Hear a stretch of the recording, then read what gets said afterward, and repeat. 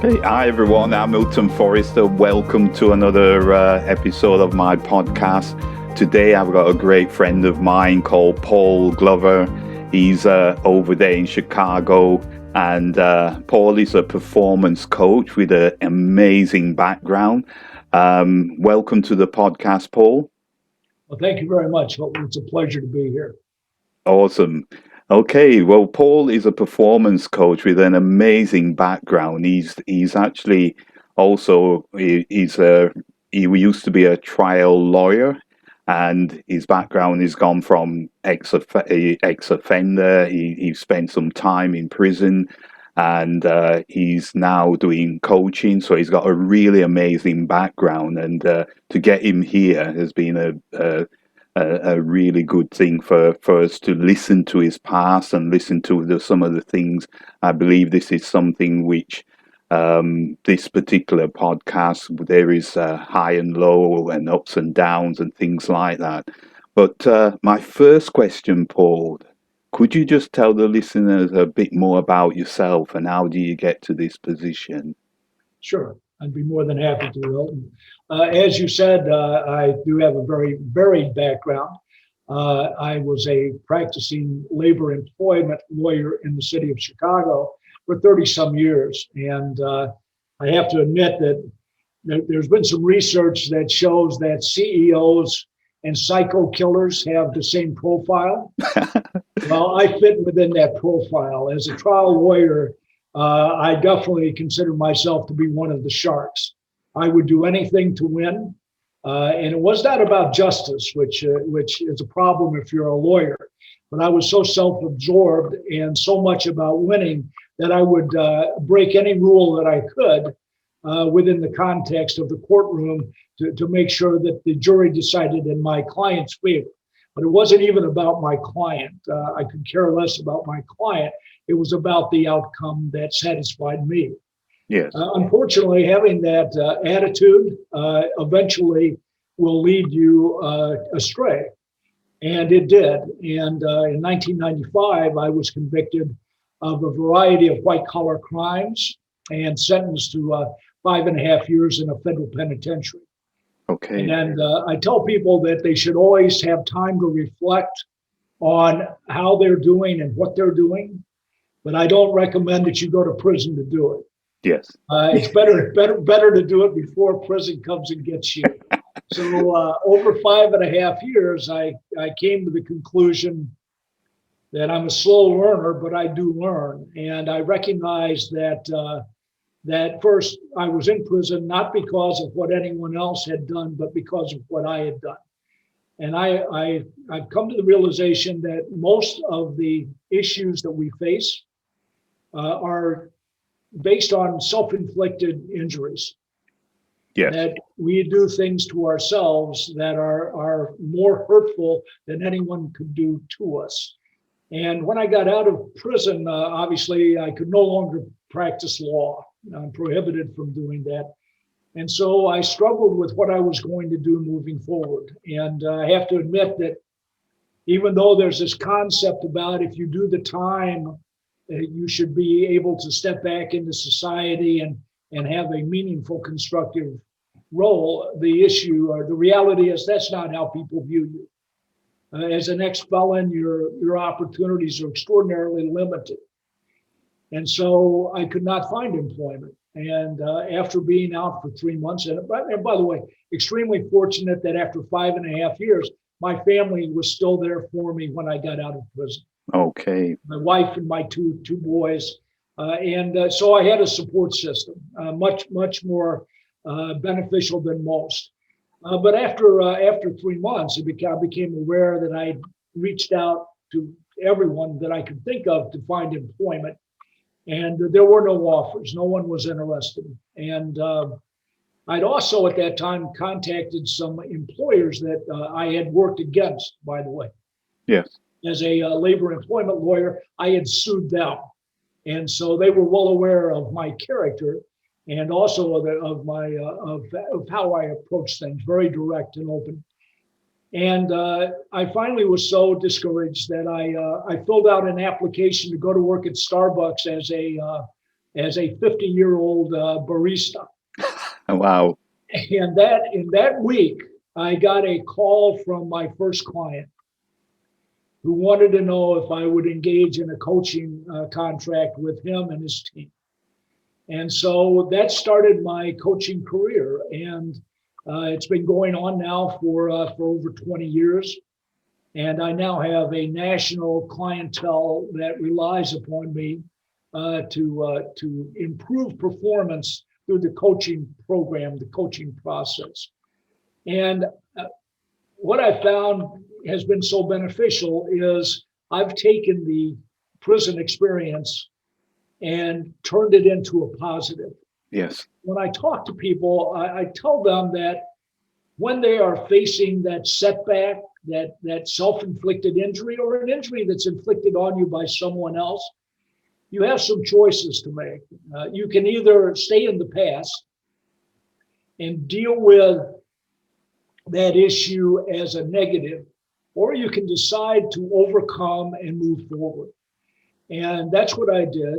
And I've taken that experience of prison and I've molded it into my coaching practice. Right. And the ability to talk to people about their experiences based on mine gives me an empathetic relationship that opens both the person I'm coaching and myself, opens it to a very authentic discussion, a communication. And so one of the problems that most executives have is that they don't hear the truth. They hear a filtered truth. Yes.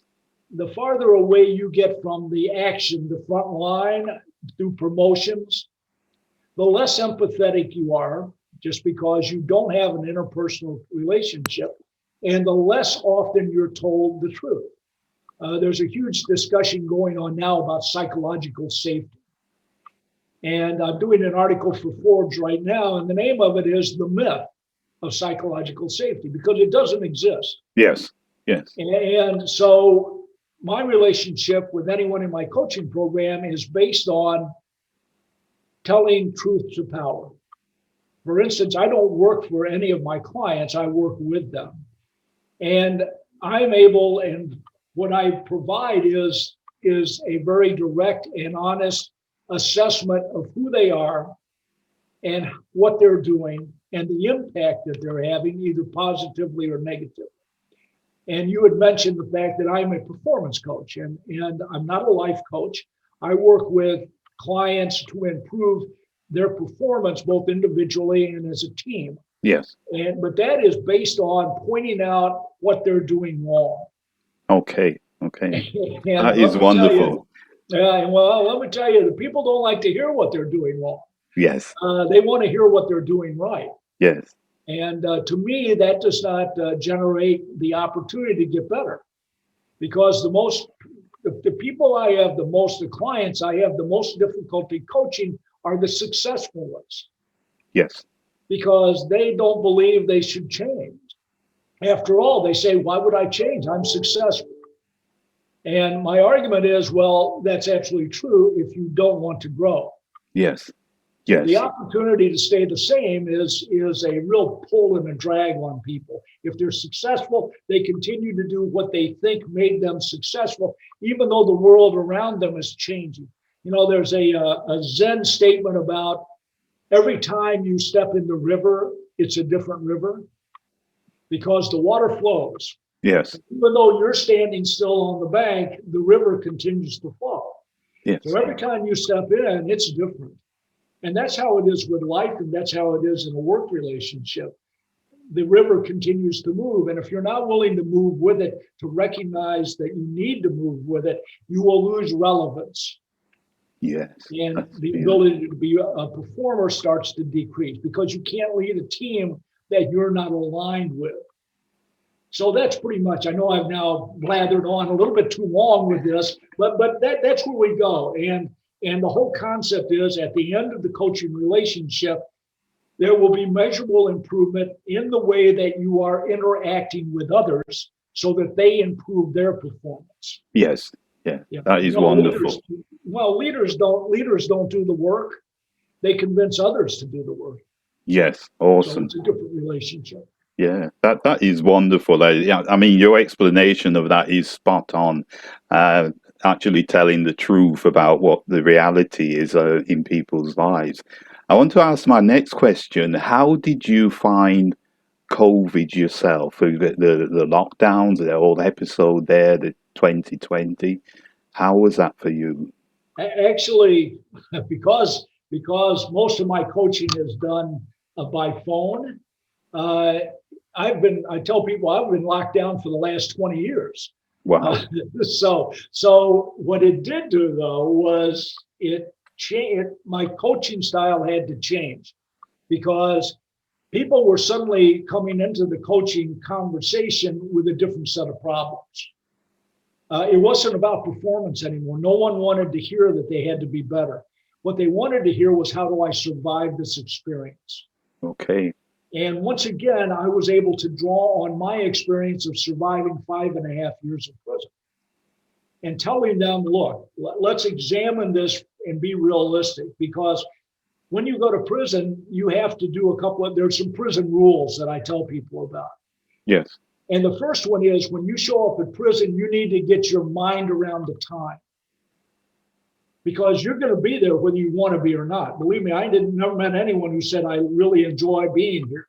Yes. Everyone wanted to go home. Well, you're not going to go home. So if you can't get your mind around the time and the situation you're in, it will defeat you. And when I looked at COVID and the impact it was having on leaders and organizations and teams, that rule seemed to me to apply to them. First, this is not going to last forever, right? We are going to find, everyone knew there would eventually be a vaccine and it would cure this. Yes.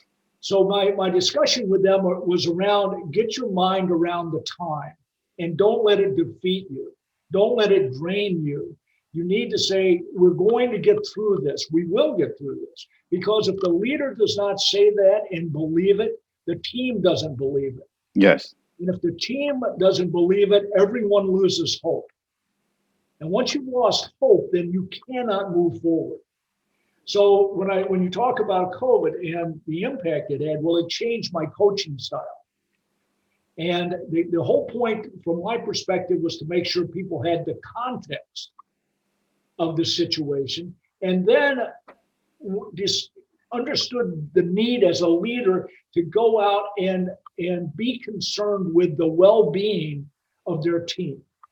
Okay. Not concentrate on yourself. It's so easy to concentrate on our problems. And I know that when I went to prison, the first thing I did was I spent the first year and a half being sorry for myself. Okay. I just couldn't believe that it had happened to me. I mean, I was the smartest guy in the room. How dare God do this to me? God didn't do anything to me. In fact, I think God was probably saying, look at all the opportunities I've given you and that you squandered. Okay. Well, tell me what you're going to do next, Glover. So at some point, I came to the realization that that pity party I was holding was not beneficial.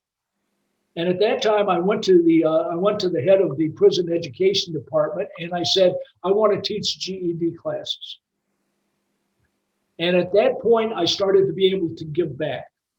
And as I talked to team leaders, it was about, you need to reach out to your team because they need you to support them, to be empathetic with them, and to provide them with what they need to survive this experience. Right. And that's where they start to, the whole concept of resilience, of being able to bounce back, is a couple of things. First, you have to have a strong network, but second, you have to start reaching out and supporting others. Yes. Because that's when you start to feel better about yourself. It's a growth opportunity. So that's how we went through the COVID. The first few months when everybody's hair was on fire, my job was to put the fire out. Yes. Yes. And then after that, it was to direct them towards taking care of their team, because at some point the management style changed because everybody went home. And a lot of these guys were about, well, if I can't see them, how do I know they're working? Ah, that's another issue. Of course. And that's a trust issue, isn't it? Yes. I mean, if I can't trust you, then obviously I have to be able to watch you to make sure that you're doing the right thing. So we worked our way through trust. And so you see the steps of eventually going, support your people, but also trust your people. And at that point, things started to get better for people. And obviously we've worked our way to the vaccine. So yeah, the year was all about changing my method to adapt to the situation that my clients were in. Yeah. I hear the word in you, what you're saying, adaptation or adapt what you used. And I think for the listeners, what are there some practical tools what they can do on a, you could say, on a daily basis if they're entrepreneurs or people who wanting to get ahead? I know you must have quite a few. I do. And first, I believe that before you can take care of someone else, you have to take care of yourself. Okay, awesome. And entrepreneurs in particular have a tendency to forget taking care of themselves. They put so much of their energy and time into the enterprise. And maybe they are taking care of other people. They're trying to develop their business. They're interacting with customers, but all of that is not is taking care of others. At Yes. some point, you need to take care of yourself, and I'm very rigid about this because I'm a research geek to begin with, and it's apparent to me that several things have to be in place before you can be effective at leading. And one of them is, I call it the three stools of leadership, the three legs of the stool of leadership. And that is, you got to get enough sleep, which entrepreneurs and others do not do. They believe they can get by on that 2 or 3 hours. You can't. Research shows that lack of sleep is like being constantly on drugs. You are not going to perform at your highest level. The second thing is you have to exercise. Yes. You've got to physically, we are a physical being. And whether we like it or not, our body is going to control what our mind does. So we better be about taking care of the body. These are these three rules, right? You got to get enough sleep. You've got to get enough exercise. And then you better eat and drink appropriately. You know, I hate the fact that when somebody starts talking to me about putting on weight, those pandemic pounds, I'm like, all you're doing is making your life worse. Yes. Whether you know it or not, you're slowing yourself down. You think you're satisfying yourself. You are. You're satisfying that greedy part of yourself that wants to be rewarded for surviving. And the answer is stop that. So when I'm talking to my clients, I'm all about self-care. I also believe that you do get to reward yourself for work well done. And normally, and by the way, I know that people will disagree with us. I don't believe that work provides happiness. Okay. I believe it provides satisfaction. Yes. If I'm going to be happy, I'm going to do that with my friends and family. That's where happiness comes from. Yeah. So I know that may be semantics, but I'm a recovering lawyer, so I'm a wordsmith. I look at these words and I say they matter. Don't go to work to be happy, but go to work to be satisfied. Interact with people at work so that you are first a member of a supportive team. Now we've moved from I'm taking care of myself, but a part of that taking care of is I have to have interpersonal relationships that matter. And that means that I have got to reach out and connect with other people so that I feel good about myself and I feel good about whatever purpose I'm after. Yes. So that's where we go with self-care. From then, it's a outreaching because I truly believe that gratitude is absolutely essential for growth. Yes. And for instance, I'm an early riser, 5 o'clock in the morning. I'm hoofing it to Starbucks. And as I walk to Starbucks a couple of blocks away, and I do my gratitudes every day. Yes. And I think it's important for people to remember, recognize, and appreciate what's good in their life because we often forget it. And we're faced with problems every day. But the reality is we should be so grateful for what we have and where we are in our lives. And if we don't remember that, we develop that terrible negativity that just beats us down. Yes. That's beautiful. That is wonderful to say. I think it's we have our lifestyles are different to 20, 30, 40 years ago, and the technology and the things which are around us, but a lot of us are not happier in within ourselves, which is amazing. But when somebody comes to you and they say, okay, I want to get to a certain position in their career or whatever it is, what do you actually take them through? Because I know you talk about theory and reality. How does that actually work? Well, the first thing I'm interested in is why somebody wants to be something. Yes. It's very interesting to me. Why do you want to be in that position? What do you want to accomplish with it? And the answer obviously dictates my next response. If you say, well, that's because I want to be rich, I'm going to tell you, then you need to work for yourself, Yes. because job is defined as just over broke for most people. Yes. Yes. So the reality is, if it's money you want, you need to look at doing it a different way, because climbing the corporate ladder, that's a pretty shaky way to think you're going to get rich. Now, if you tell me that you want to help people, that you're interested in growing a organization or growing people, a team, then we have the discussion about, good, let's talk about the skill set that you need to step into that role. Yes. Because first we have our personality. And by the way, some people, whether they like it or not, are just not the right type for a specific job. Doesn't mean that they're not the right type for another job, but they often are looking at a situation based on the externals of how much money I can earn, what that's going to mean in my bank account. Yes. What they don't recognize is stepping into that role, if they're not suited for it, is a disaster. Yes. They will be unhappy, and that unhappiness will dictate what happens to their future. The second thing, though, is once we've established where you should be, then we look at your skill set, because it's about improving that skill set. The most basic one that everyone hates to have to work on is communication. Yes. Yes. We all believe that we're tremendous communicators. What we really believe is that everybody's a telepath, because what I'm thinking, you should be able to hear. Yes. Yes. Right. So we are so ineffective at communication that it defeats us at the beginning. So the first thing a coach and I, or a person, client and I work on, is your communication skill set. And a lot, especially successful people, again, they don't want to hear that. They want to hear that they're very good at communicating.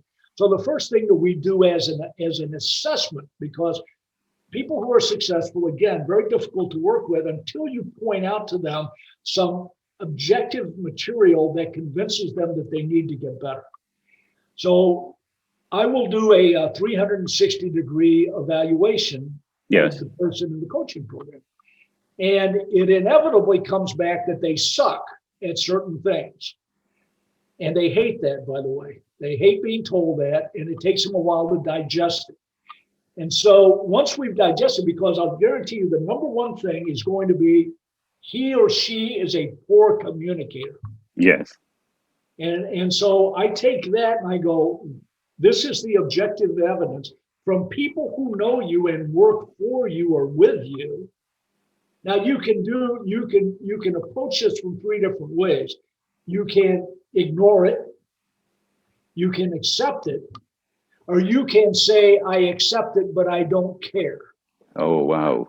Oh, absolutely. I'm a successful person. I don't care if that's what they think.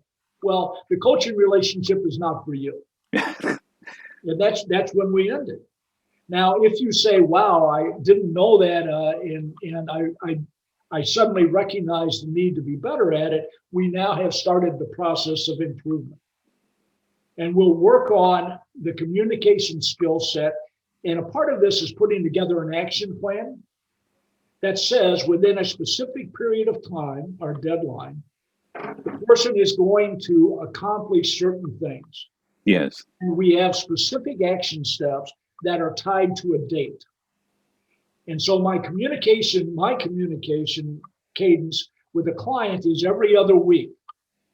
So every other week, you and I are going to have a 30 to 60-minute conversation.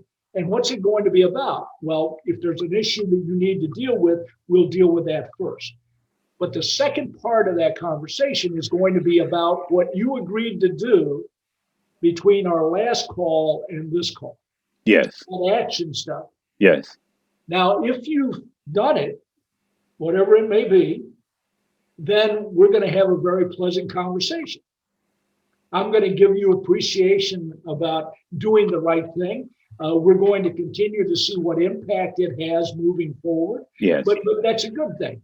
Unfortunately, at the beginning of a lot of coaching relationships, the person who's agreed to do something doesn't do it. Okay. Okay.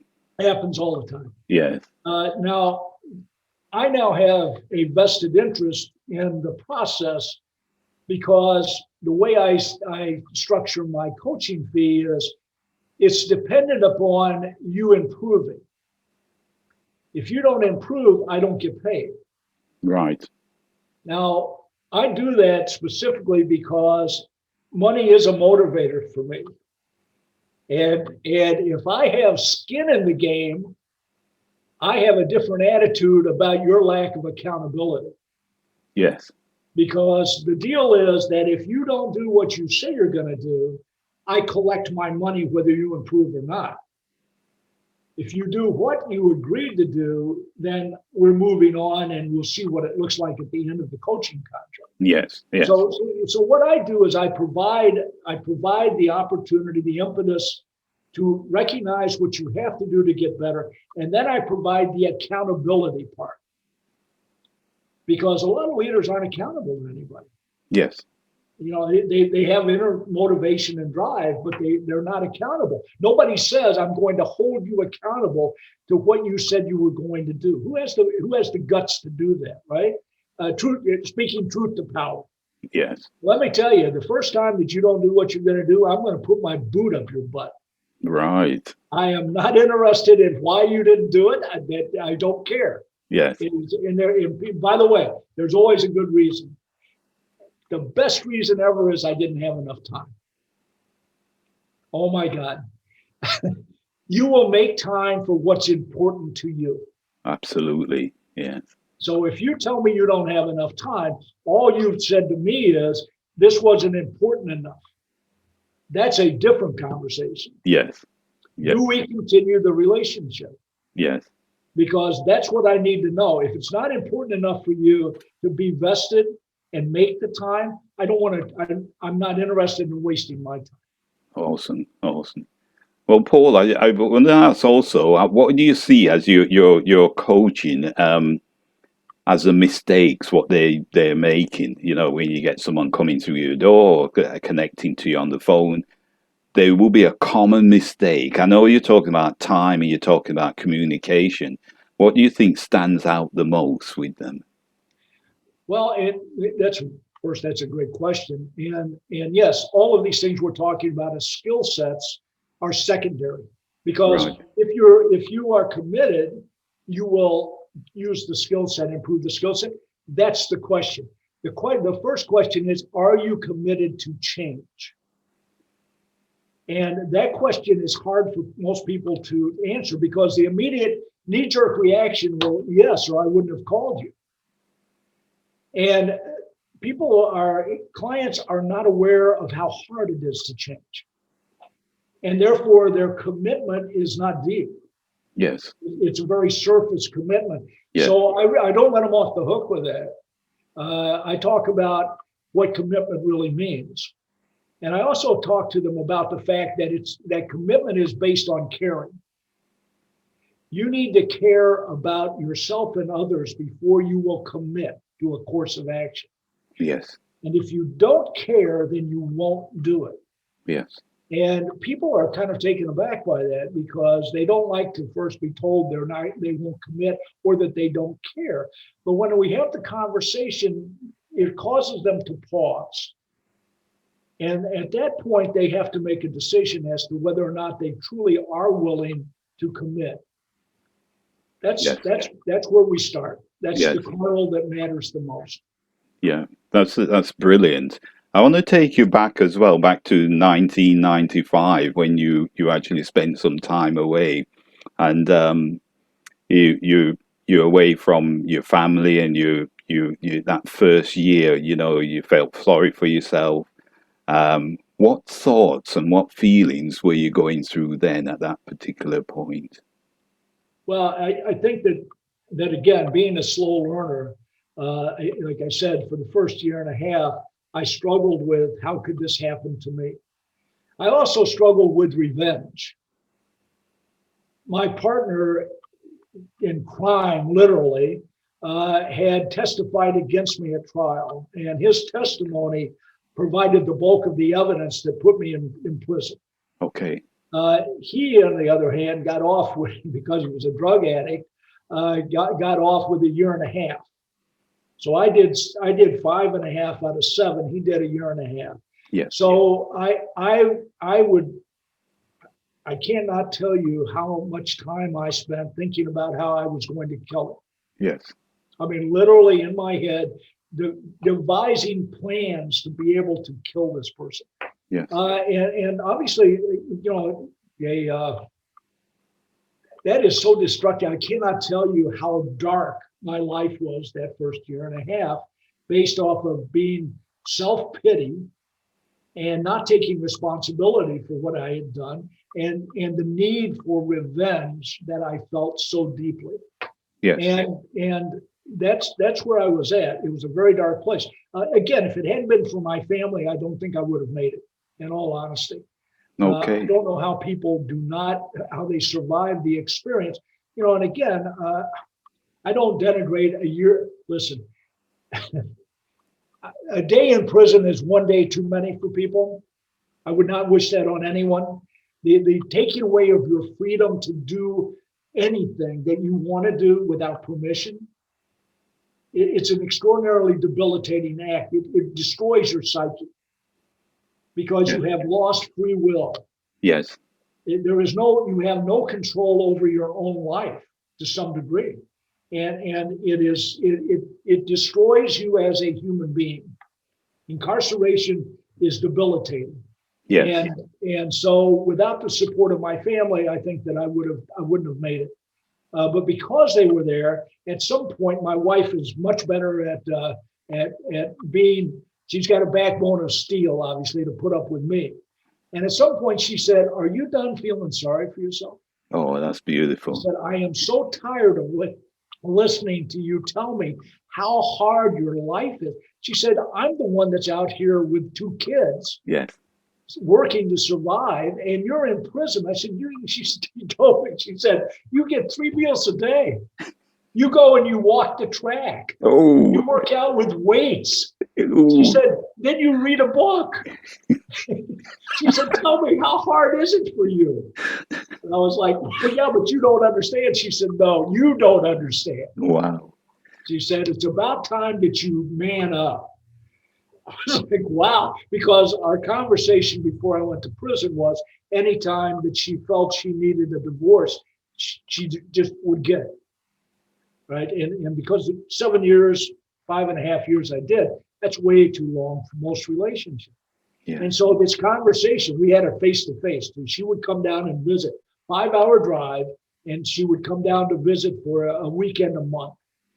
And it was during one of these discussions in the visiting room where she said, "I've had enough." Yes. She said, "You are going to make me divorce you." And I was like, Wow. damn. My thing is, well, you're supposed to be supportive. Don't you understand how miserable I am? And how, yeah, she said, "I don't care. I've heard enough." And that was by the way, speaking truth, right? Again, the impact of hearing truth is remarkable. It's dynamic. And if you're not structured to hear the truth, that's a real problem. Yes. Right? But if you hear the truth and you know that the person who's telling you the truth is doing it out of love and caring, and that's me in a coaching relationship. As hard as I can be, I'm there because I do care. Yes. And I want you to get better. I want you to improve. I want you to do what you tell me you want to do. and I'm going to help you do that. But I can only care about you if you participate and be a part of the process. I was sitting there whining and moaning, and I was not part of the process. I was just the problem. Wow. And she was like, "Yeah, this is not good. No more. I'm not. No more." She said, "If you're not, if when I the next time I hear your voice, it's not better, I won't be coming back." Wow. That's Yeah. incredible. So obviously she stayed because when she left, I was like, she's right. Yeah. I mean, I'm in self-destruct mode here. That's Anyway, remarkable. so and by the way, with that came forgiving the person that I wanted to kill. Because if you can't do that, if you can't put that behind you, revenge will eat your soul. And I was able to do it. It was hard, by the way. I'm not necessarily a religious guy, but God and I had a lot of conversations when I walked that track. Let me tell you, it was, and he was clear about, hey, I've given you every opportunity to succeed, and you screwed it up. Yes. Now, I'm not going to take anything away from you, but you better do what you're supposed to do with what I've given you. That was a conversation that my wife caused me to have that absolutely made me understand that I inflicted myself with all of the stuff that happened to me. Wow. That's Yeah. incredible. You've got to accept. You've got to accept. By the way, I tell people everybody has blind spots, and they call them that because you can't see them. Yes. You need to have somebody you can trust to point them out. Yes. Because if they don't, I guarantee you, a blind spot will do what blind spots do in an automobile. They'll cause you to have an accident. Beautiful. Paul Glover, before I ask my last question, where can people find you if they want to connect with you? I've seen some of your YouTube videos, which are incredible, but where can people find you? Well, thank you. First, obviously, I'm very original. PaulGloverCoaching.com will get you there. On LinkedIn, it's Paul Glover Coaching. And on YouTube, it's YouTube, Paul Glover Coaching. So it's Wow. very simple to find me. And certainly I would invite anybody that wants to find me to not only find me, but to obviously contact me. Great. I may not want you as a client. You may not want me as a coach, but I guarantee you we'll have an interesting conversation. Beautiful. That's wonderful. So my last question then, Paul, I guess you've had such an incredible life, an incredible journey in terms of the ups and downs and the support of your family. I guess it is the question of what kind of impact would you want to leave on the world? I would, and interesting. One of the things that I did when I got out of prison was I wrote a eulogy, my own. Okay. Right. I wanted to look at where I was at, and I wanted to look forward to the day that I would not be there, and one of my sons would read my eulogy. And it was to hope that I have had a positive impact on every person that I have interacted with. And it doesn't have to be large. We often believe that we need to have a massive impact. One of the deals I say that I endeavor to do in every coaching interaction is to make the person I'm talking to smile. Right. If I can do that, if I can, or laugh, I even like it better if I can make them laugh. But the reality is that to me, if nothing else, if I accomplish nothing else in that call, is if I made you smile, then I believe I've added some positivity to your life that will matter. Yes. And that's where I would like to leave. At some point, I would hope that everybody I've interacted with would say, that guy was okay. He made me smile. Thank you so much, Paul. You're making me smile, that's for sure. No, it is. I know I talk way too much and listen way too little, but I appreciate the opportunity, and you're a good guy, and I hope we maintain contact. Absolutely. I'm sure we will, because coaching is something I do as well. And performance coach is something what a lot of people do need, especially now when we're coming out of the pandemic and we need leaders, we need people to achieve and contribute to the world greatly. So, Paul, thank you for your time today. Hilton, thank you, and thank you for all your listeners. It's been a real privilege to be able to talk. Okay, thank you.